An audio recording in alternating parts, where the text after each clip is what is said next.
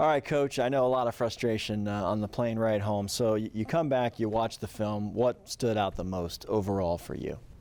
Obviously, offensively, the red zone, punching it in, especially the first drive, getting down to the 1 and settling for 3. We got to get 7 points there. Defensively, there was a drive in the second half. I think we misfit 2 or 3 runs that really cost us a touchdown to get back in this ball game.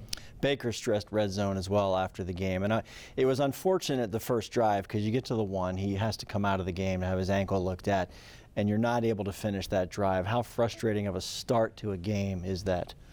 It was frustrating because we had a chance. You know, you're on the 1, you figure you get first and goal on the 1, you can punch it in, or either the half-yard line.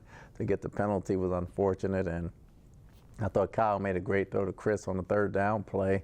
Just got to get both feet in. I know penalties are hurting both sides of the ball, but how costly. There was a holding penalty on a big play later in the half. It might have been Stinney's penalty. It's different guys at different times. They don't want to do it, but it seems to be burning you guys when it's absolutely critical. It's critical because we didn't have a lot of penalties. We did pretty good. I think we had 3 or 4 on the day, but at the same time, the ones we got hurt us in certain situations, and we understand we got to be better. We know we have to be better, but those things are going to cost you at this point in the season. When Baker said, "Okay, I can get back in this game," at that point, do you just let him go do his thing, or are you guys constantly communicating with him to see how he feels? He wound up with a big 3rd down run later that kept a scoring drive alive for you guys. No, you let him go. You let him go do his thing. He's going in for a reason. Once you cross that white line, everybody's live and everybody's healthy. So he competed his tail off. He gave us a chance.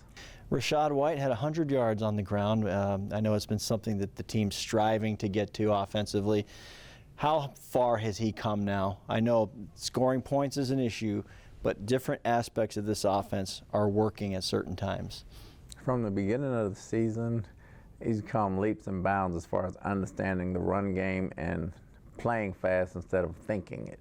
You know, he's playing a lot faster now that he understands where everyone is, where he has to go, how quick he has to cut it back, or whether he should keep forward. And you can see it in the way he's running. There's no hesitation in his steps. There's no glitch in his steps, and he's playing with a lot of confidence right now.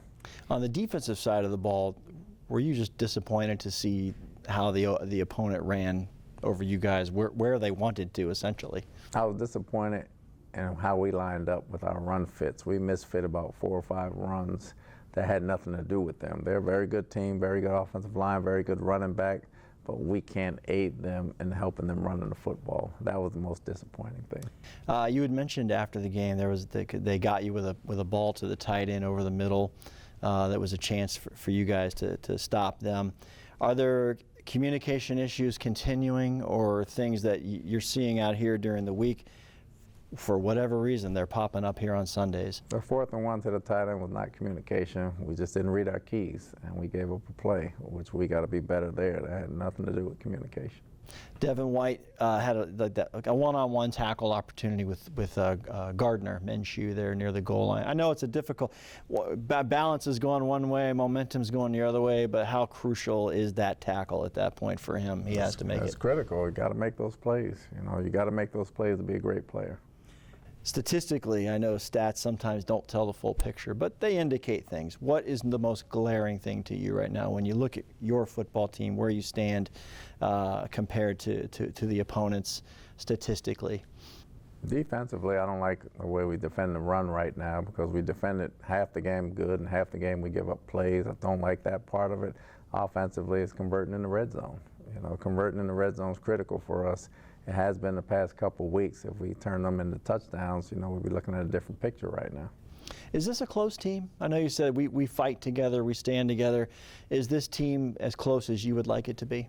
Extremely close. Extremely close to have each other's backs, so we have no problems there. And finally, you get a division opponent coming in here. It's the craziest thing. You know, you come back and the opportunities are sitting there for you guys.